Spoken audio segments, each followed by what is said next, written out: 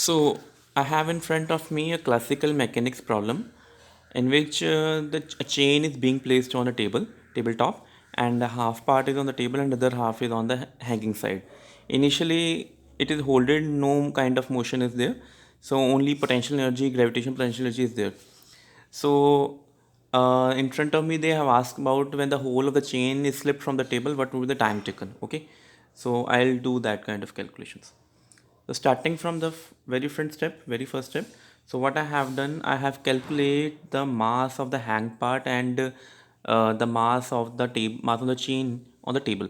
So what I have used here, you can clearly see. So this is the horizontal level. This level I have marked it as zero potential energy level. This means that mass potential energy associated with the AB part is zero, while potential energy associated with BC part would be this much. So I'll calculate the potential energy associated with BC. So for this I have to calculate the mass of the hanging part. So what I have do here for the mass of the hanging part.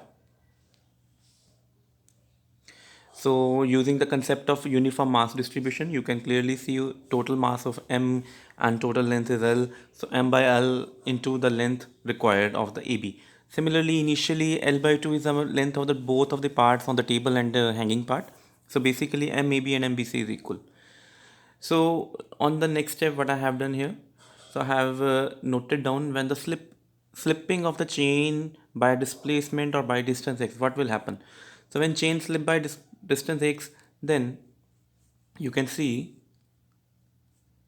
the part the part on AB, part on the table is slipped by x, so the length on the table is L by 2 minus x, and length below the table, just hanging part, is L by 2 plus x. Okay, so basically this would happen.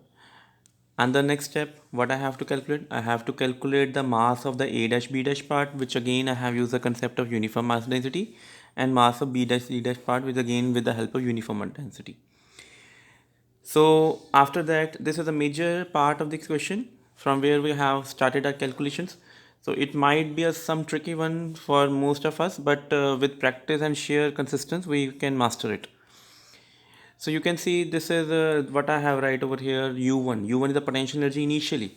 So initial potential energy is, we know that mgh kind of formula, because the hanging part has potential energy below the zero level. So it negative sign I have put over here.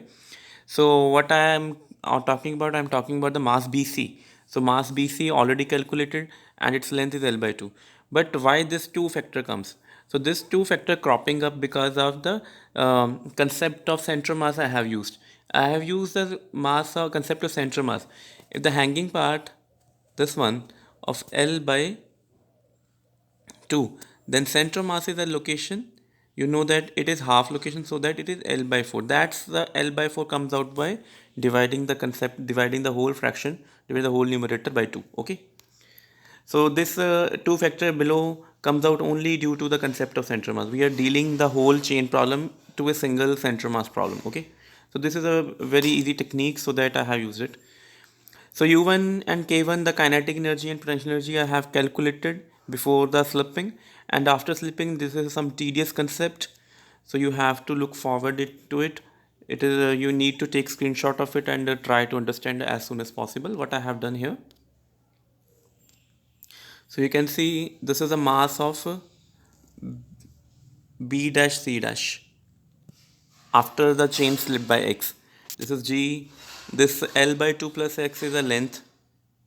This is length of slit part, and again this 2 factor comes out cropping up due to the concept of center mass, because center mass of the slipped portion is at half of the L by 2 plus X. Okay, so similarly, so I have done in front of you this calculation U2, and just chain starts slipping over, the whole chain as a whole will move with speed v, instantaneous.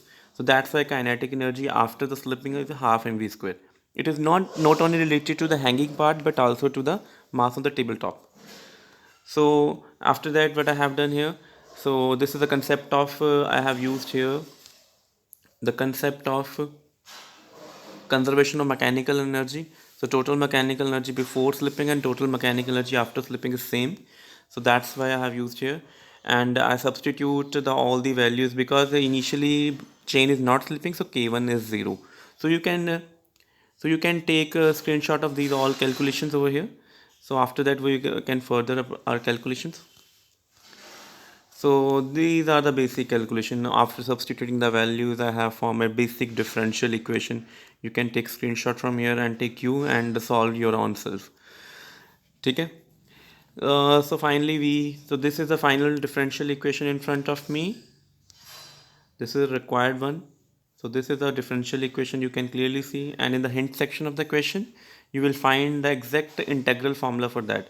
And it is not a big problem for all the aspirants, because all the aspirant of physics have already studied about this in class 12th integration. So in the next step, further in my differential equation solving goes on, and here I make sure one thing, why I have taken limit like that. So limit of this x would be L by 2 to 0. Why is this so? Because initially on the tabletop L by 2 part was there. When the whole chain slipped over, only 0 length was there. So x would have limit of L by 2 to 0. And what about time? Time would be 0 to t, because what we are asking for, we are deriving for the t time. Okay. So capital T time, small t time we are asking for, and upon integration of this whole concept, my answer would be like that. So this would be the final answer, but in the options, I think 2 plus root 3 is in the numerator. So this should be a minor glitch over some negative or positive sign, but your answer final will be this one. Okay. So thanks.